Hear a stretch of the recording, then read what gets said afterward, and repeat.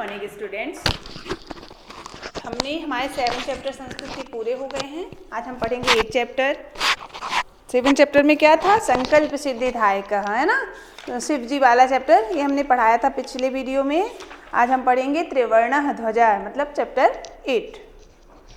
त्रिवर्ण ध्वजा, जैसा कि इसका नाम है, त्रिवर्ण माने 3 रंग का, ध्वज माने झंडा। तो हमारे देश के झंडे की बात की गई है, ये अब जान गए चैप्टर के नाम से ही।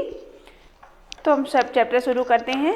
केचन बालिका काश्चन बालिका स्वतंत्रताया दिवसस्य ध्वजारोहण समारोहे सोत्साहं गक्षन्तः परस्परम संलपन्ति। कुछ बालक और कुछ बालिकाएं स्वतंत्रता दिवस के ध्वजारोहण समारोह में उत्साह से जाती हैं और परस्पर मिलती हैं। मतलब जब जैसे हम लोग के स्कूल में जब स्वतंत्रता दिवस का प्रोग्राम होता है तो हम लोग कैसे बड़े खुश होके जाते हैं, है ना। आप बच्चे भी आते हैं, वो आपस में मिलते हैं, बातें करते हैं, तो सभी उत्साहपूर्वक एक दूसरे से मिलते हैं।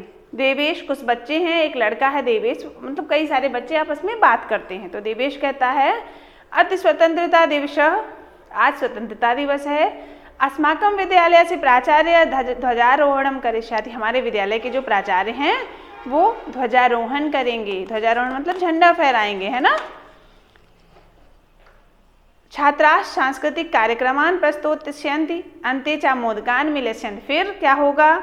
छात्र सांस्कृतिक कार्यक्रम प्रस्तुत करेंगे और अंत में लड्डू वितरित किए जाएंगे। डेविड कहता है सुचि जानासि तुम। डेविड कहता है सुचि, क्या तुम जानती हो अस्माकं ध्वजा कीदृशः, हमारा झंडा कैसा है? सुचि, अस्माकं देशस्य ध्वजा त्रिवर्ण इति। हमारे देश का झंडा 3 रंग का है, मतलब त्रिवर्ण 3 रंग का है। सलीम, रुचि,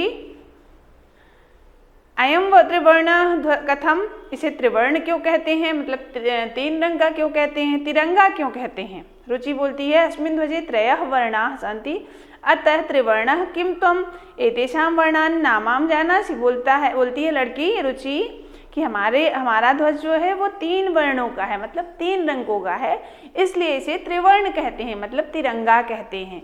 किम त्वम् एतेषां वर्णानां, क्या तुम इन रंगों का नाम जानते हो, उससे पूछती है। तो सलीम कहता है अरे केसरिया रंग, श्वेत रंग और हरा रंग सब जानते हैं। हमारे झंडे का कैसा कलर है? केसरिया, श्वेत मतलब सफ़ेद, और हरा, ये तीनों रंग हैं, है ना। दिवेश कहता है अस्माकं ध्वजे एते 3 वर्णा किम सूचयन्ति। हमारे देश हमारे ध्वज के, मतलब हमारे झंडे के ये तीनों रंग क्या बोलते हैं, क्या हमको शिक्षा देते हैं, क्या बताते हैं, क्या सूचित करते हैं? तो सलीम कहता है श्रृणो माने सुनो। केसर वर्ण शौर्यस्य, केसरिया वर्ण, केसरिया रंग शौर्य का। श्वेतस्य सत्य का, सफेद रंग किसका प्रतीक है? सत्य का, है ना। हरितस्य समृद्धि सूचका, और हरा रंग समृद्धि का सूचक है। हमारे देश का जो 3 रंग है के झंडे का, उसमें से जो केसरिया रंग है वो शौर्य का प्रतीक है, सफ़ेद रंग सत्य का प्रतीक है, और हरा रंग समृद्धि का सूचक है। सूची बोलती है किम एतेषां वर्णानां अन्यदपि महत्व, क्या इन वर्णों का अन्य भी कोई महत्व है? सूची पूछती है उससे। तो डेविड कहता है हाँ, कथम ना, क्यों नहीं। ध्वज से ऊपर स्थित केसर वर्ण त्याग से उत्साह से चा सूचक। ध्वज के ऊपर स्थित सफ़ेद रंग, ऊपर सबसे केसरिया रंग होता है, मतलब ऑरेंज जो कलर होता है, ऑरेंज जैसा भगवा कलर, है ना। तो केसरिया वर्ण किसका सूचक है? केसरिया रंग त्याग और उत्साह का सूचक है ना। फिर मध्य में होता है सफ़ेद रंग, तो बीच का मध्य अवस्थित श्वेत वर्ण, मध्य में स्थित श्वेत वर्ण सात्विकता का, शुचिता का द्योतक है। सात्विकता और शुचिता मतलब सत्य का भी प्रतीक है, साथ हमारे देश की शुचिता का प्रतीक है, सात्विकता का प्रतीक है। अधः स्थित शांति का है, सफ़ेद रंग सात्विकता मतलब शांति का।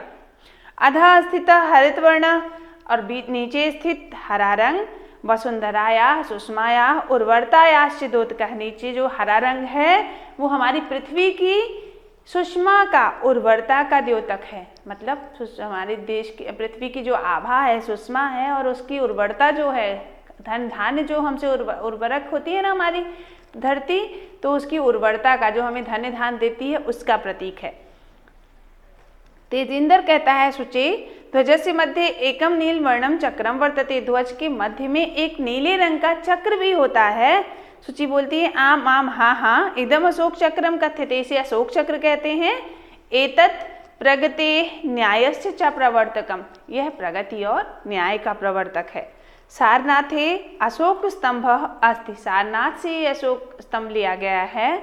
तस्मात् एव एतत् गृहीतम, यहीं से अशोक स्तंभ सारनाथ में है, ये यहीं से ग्रहण किया गया है।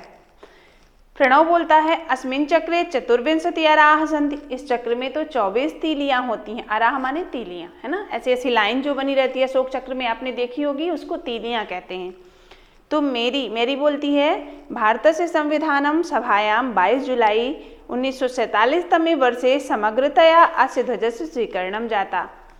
भारत के संविधान सभा में 22 जुलाई सन 1947 को ये समग्र रूप से जो ध्वज है वो स्वीकार किया गया, मतलब सभी ने इसको स्वीकार कर लिया था 22 जुलाई 1947 को। तेजिंदर कहता है अस्माकं त्रिवर्णः ध्वज स्वाधीनतायाः राष्ट्र गौरवस्य च प्रतीक है, हमारा तिरंगा झंडा स्वाधीनता तथा राष्ट्र के गौरव का प्रतीक है। अतएव स्वतंत्रता दिवसे गणतंत्र दिवसे च अस्य ध्वजस्य उत्तोलनम समारोह पूर्वकम भवति, इसलिए स्वतंत्रता दिवस में और गणतंत्र दिवस में इस ध्वज का उत्तोलन मतलब इसको फहराया जाता है समारोह पूर्वक, मतलब सभी लोग मिलकर इसको समारोह की तरह मनाते हैं।